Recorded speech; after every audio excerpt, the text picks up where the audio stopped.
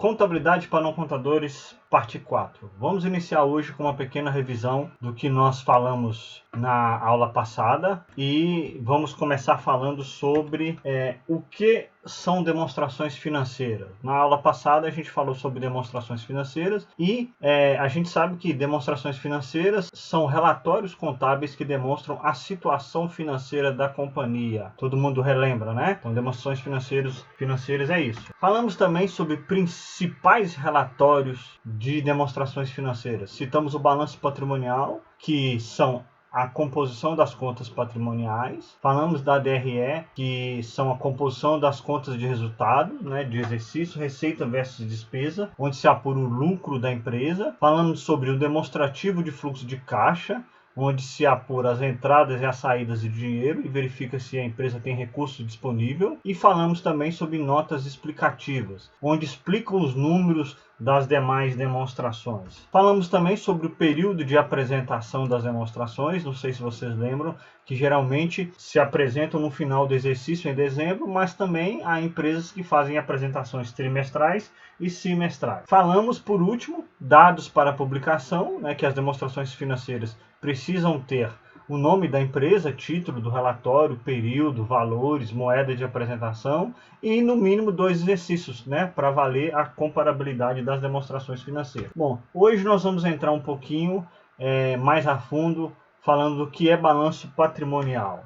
Nós vamos falar sobre a identificação, o que é o ativo, o que é o passivo, o que é o patrimônio líquido. Vamos falar sobre o termo capital em contabilidade, origens versus aplicações, principal origem de recursos, a expressão balanço patrimonial. Bom, identificação. O balanço patrimonial é o mais importante relatório contábil. Identifica-se com ele a saúde financeira e econômica da companhia, geralmente no fim do ano ou qualquer data pré-fixada, né? As empresas fazem geralmente trimestrais e semestrais, mas você pode levantar um balanço a qualquer momento, né? A qualquer período mensal, por exemplo, se você quiser enxergar as informações da companhia. O balanço, como a gente já disse, né, tem um ativo, o passivo e o patrimônio líquido, e a representação gráfica dele fica o ativo, que é o lado esquerdo, que são os bens e direitos, e o passivo e patrimônio líquido, que é o lado direito, que são as obrigações e o próprio patrimônio líquido da companhia. Bom, vamos detalhar o que é o ativo, né? O conjunto de bens e direitos de propriedade da empresa são itens positivos do patrimônio, proporcionam ganho à empresa. Exemplos de ativos, né, circulantes, aqueles que circulam mais rapidamente. Nós temos o contas a receber, né, que são as vendas dos nossos clientes. Temos os estoques de produtos acabados, que são aqueles que a empresa produz para a venda. Também temos estoques de mercadoria para revenda, né, aqueles que nós compramos para revender. E nos ativos não circulantes nós temos máquinas, equipamentos e prédios próprios. Bom, no passivo, que é o conjunto de obrigações exigíveis da empresa, são as dívidas que serão reclamadas a partir da data do seu vencimento. E aí nós temos o passivo exigível, que são o capital de terceiro. O que é capital de terceiro? São os recursos terceiros, por exemplo, empréstimos, fornecedores de mercadoria, funcionários, governo, impostos, banco. Tudo isso são capital de terceiros que fomentam aí a nossa companhia, né? E isso evidencia o endividamento da empresa, aquilo que ela deve, né, para esses terceiros. Temos também o patrimônio líquido, né? O que é o patrimônio líquido? Total de aplicações dos proprietários na empresa. O que é isso, né? São o dinheiro que os proprietários colocam para abrir as empresas, né? São sócios, acionistas. Fornece por meios para o início do negócio, né? A quantia inicial, ou seja, o capital social. E nesse grupo nós temos as reservas de capital mais comum, né? Lucros acumulados, prejuízos acumulados e o próprio capital social.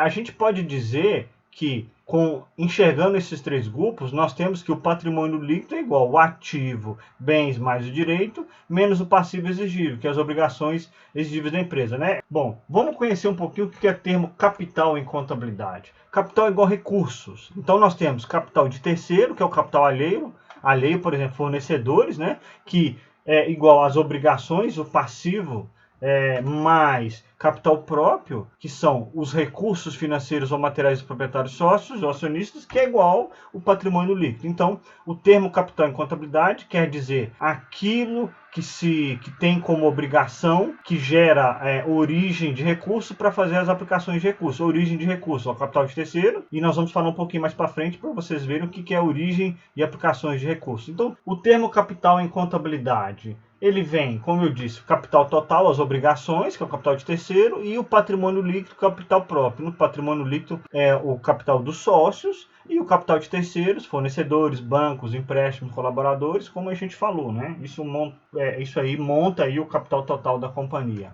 Bom, e o termo capital em contabilidade também quer dizer capital nominal, ou capital social, capital registrado, capital subscrito, comprometido, né? E no capital social nós temos ainda duas divisões, que é o capital a realizar, a integralizar, ou seja, aquele capital que o sócio ainda não colocou à disposição da empresa, seja em dinheiro ou seja em bens, e o capital totalmente realizado, integralizado. Uma demonstração gráfica, por exemplo, olha, do termo capital em contabilidade, a subscrição e integração do capital. Observem que aqui nós temos lá no patrimônio líquido o capital social, ou seja, o recurso que o sócio colocou, e a contrapartida dele é o caixa. Então, olha, aqui nós temos o capital, aqui o caixa, demonstrando que ele foi totalmente integralizado na construção da empresa. Nós temos ainda aquele que ainda não foi integralizado, né? Ou seja, a promessa do sócio colocar dinheiro na empresa, mas ainda ele não foi colocado.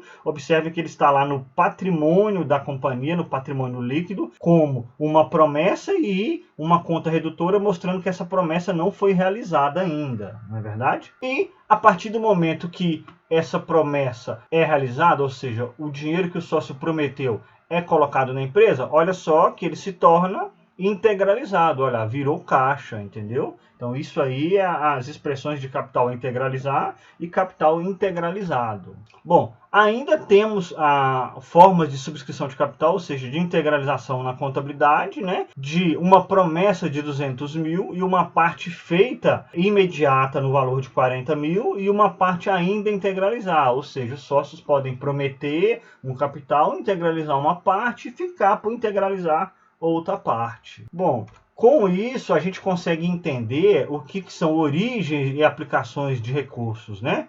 O que são aplicações? É justamente o recurso que o sócio aplicou na empresa para fazer a empresa girar. Então, observem, eu tenho aqui no patrimônio líquido origens de recursos subscrito integralizado, dinheiro que o sócio pode ter colocado em bancos, e nós temos aqui origem de recursos fornecedores, que eu comprei lá estoque, salários a pagar, que eu estou pagando os meus funcionários para trabalhar, então eles são origem de recursos, empréstimos bancários também, que pode ter entrado no banco, são origem de recursos, impostos a pagar, aquilo que eu devo para o governo, né? Eu gerei venda, então o governo está me financiando por certo tempo para poder bancar minhas operações. Então observem que do lado de cá do balanço eu tenho as origens e do lado de cá eu tenho as aplicações de recursos, né? E nós temos aí uma representação que origens e aplicações de recursos. Olha, o dinheiro entra, todos os recursos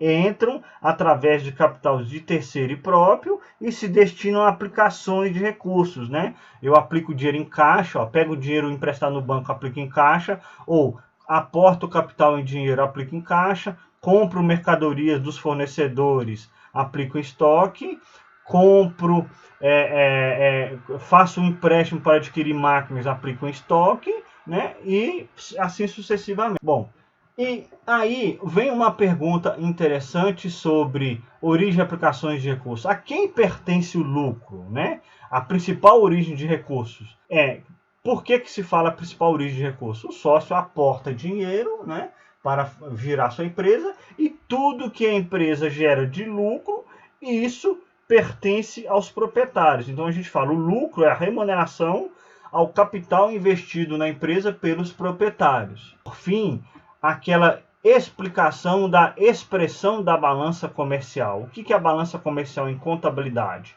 O equilíbrio, ativo é igual passivo e patrimônio líquido. Então nós temos passivo e patrimônio líquido é igual a ativo. Então, pessoal, esse foi o nosso slide de aula, a nossa quarta parte. Espero que tenham gostado e esperem o próximo vídeo. Quem gostou, curte aí o nosso canal e um abraço para todos.